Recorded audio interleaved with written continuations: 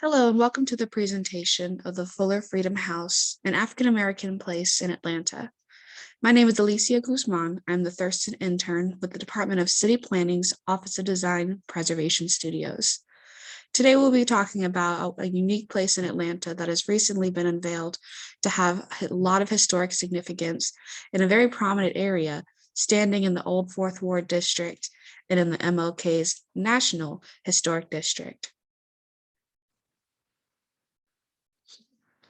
So as I mentioned, the house is located in the National Martin Luther King Jr.'s Historic District.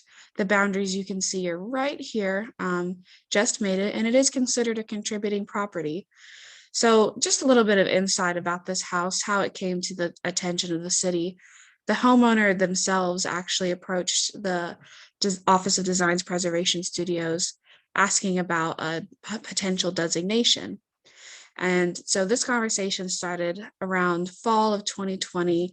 And since then, it's been a wonderful partnership with the homeowner, Miss Honore. And their cooperation has been a tremendous help in just the enthusiasm with them wanting to make this home share its story and also shine more light on its architecture and what we would later find out is really unique histories. So here's another map that we have. The house you can see is circled. It's directly across from the David T. Howard Middle School, and it's located on John Wesley Dobbs Avenue Northeast, right in between Randolph Street and Howell Street and Freedom Parkway Trail. So it's in a very prominent area, has in a historically Black neighborhood, and the house has a very strong tie in this street itself to what was referred to as Bishop's Row. And so why did the street gain that name? So initially doing research, we know that this house was in National Historic District. So going into the nomination, we looked through the National Register nomination for the district to see what information, if any, was mentioned about these homes, maybe the house specifically. So the only details that were really mentioned was that the house was located on a prominent street referred to as Bishop's Row. And that is because it was primarily developed and was a residential area for a lot of religious leaders in the early half of the 20th century. And the main person that helped develop that area was Bishop Joseph S. Flipper. He was one of the earliest graduates from Atlanta University. He had a BA from there and he eventually earned his PhD. He later became the chancellor of Morris Brown College, and I'll show you a map in the next image of where that college used to be. But he was also a very prominent leader with the AME Church. He even, in his earlier years, he studied at Big Bethel. He eventually moved on to find his own temple. It was called the Flipper Temple AME Church in Atlanta. And so with his leadership and his educational background, he also had a lot of pull in the community, and he was one of the earlier figures that really helped grew Atlanta's prosperity for the Black community, encouraging the Black middle class and creating those development areas of Black neighborhoods and, economic, educational goals and religious goals were kind of the central themes of these communities. And so this is a Sanborn map that I found in my research at the Atlanta History Center of Bishop's Row. So the area that's circled is where the house would eventually be built. But if you notice in the bottom left-hand corner, we have Morris Brown College grounds before they moved to the west side of Atlanta. And so this was the earlier sightings of the school. There's a dormitory. The David T. Howard Middle School has not been built yet, but this area is being developed. These streets along what was previously referred to as Houston Street, now John Wesley Dobbs Street, was where you saw a lot of two-story vernacular homes being built for these rising middle class in the Black community. So now we have another Sanborn map. It's from 1932. Now the school has been built. It was a high school initially. and it's right across the street from there. You can't see the grounds of Morris Brown College here, but by this point we know that it's already moved to the west side of Atlanta. And the house, you can see the dimensions. There's a porch and there's a porte cochere and a lot of space for a young family. So who built the house? So we know that there was a lot of communication between a lot of these bishops. They were neighbors, they're part of the community. And so at some point, the man that purchased the land built the home that stands today, and his name was William Edward Fuller Sr. He was also a bishop, and he also has a lot of prominence in the community in Atlanta and also in Greenville, South Carolina. So he was actually the organizer of an African American congregation for the Fire Baptized Holiness Church and Association. He was the founder, the organizer, and the president of his own school, which encouraged young Black men to be educated. And it was called the Fuller Normal and Industrial Institute. And it was originally started in Atlanta in 1912, stayed for about a year before it moved up to Toccoa, Georgia, and then eventually settled where it still stands today in Greenville, South Carolina. So after he purchased the land for where the house was built, he started building, and the house was completed in 1928. And the family lived in it for a little over 30 years. So he in that time span, he helped expand other churches. He was creating other congregations around the Eastern United States and making sure that his following and his faith were strong, and his family were also sharing that message. So through the connections of his daughter, actually, Miss Betty Fuller Taylor, she shared this image with us. It's a very wonderful image. It's showing her father right there in the very front on the porch right there. And the house isn't quite complete yet, but this image is from 1928. And you can just see how proud they were building this beautiful home that still stands today with a lot of its original architectural features and Italian Renaissance, and has beautiful brick siding, and all the facades have been well maintained for their historic integrity.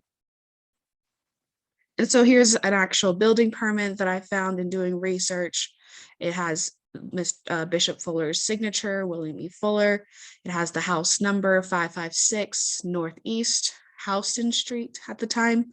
And the footing and the framing and when it was complete was in June of 1928. So little details today still have and honor Bishop Fuller's legacy and his passion that created that house, and also his congregation.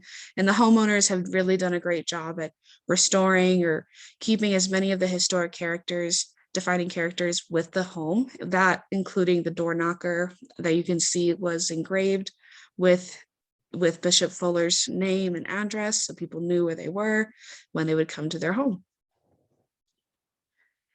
So another prominent figure was actually his son, who was also a bishop, and his same name, Bishop Fuller Jr. He followed in his father's footsteps in pursuing higher degrees of education, and received a doctorate in divinity from Lincoln University. He sought out to be a religious leader just like his father, and went on to become the dean of the Mississippi Industrial College in Holly Springs, Mississippi. Before his father started to decline in his health, he had a good following of his own, just kind of expanding the faith that his father had presented to him. But once his father started to dwindle in his health and passed away, Bishop Fuller Jr. took over as the senior role for the church, as well as became president of the Fuller Normal Industrial Institute, and was president for a good while he helped expand the campus and create new buildings and educational programming.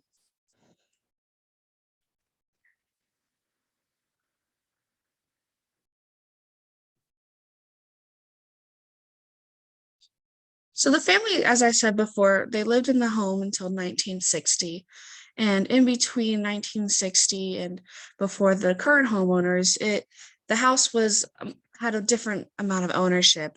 It did turn into apartments briefly during the 60s and 70s, where it was rented out, and it did fall into some disrepair going into the 80s and 90s with some updates to the house, but nothing really that kept. They did change the interior mostly, and a lot of the wood materials on the exterior were starting to diminish until the current homeowners sparsed it up a bit. But this image, you can see the ghost marks of the porte cochere that used to be there. Not quite sure when it was removed, but we know that in the original Sanborn maps and the dimensions of the home, that it does show that there was one there, at least up until the 60s, according to Miss Betty Fuller Taylor. So as I was saying before, this house really does have a lot of unique layers, has local significance with the bishops, and it also has some state and even national significance and associations, primarily with the SNCC organization. So this came about through an actual living civil rights legend, Mr. Tom Houck, who was a member of the Southern Christian Leadership Conference with Dr. King and Ella Baker. They were the ones that basically created, in a way, a SNCC organization. It was a student nonviolent coordinating committee, mostly led by Ella Baker herself. This was an opportunity for students, college-age kids, late teens, to be active members in the civil rights movement in Atlanta and across the South, but their headquarters was in Atlanta. And so the connection itself, as I was saying, they started off in April 1960 at the conference at Shaw University in Raleigh, North Carolina. And it was a great opportunity for youth and young adults to come together and fight the common cause for civil rights, do protests and sit-ins, and just be part of the movement itself.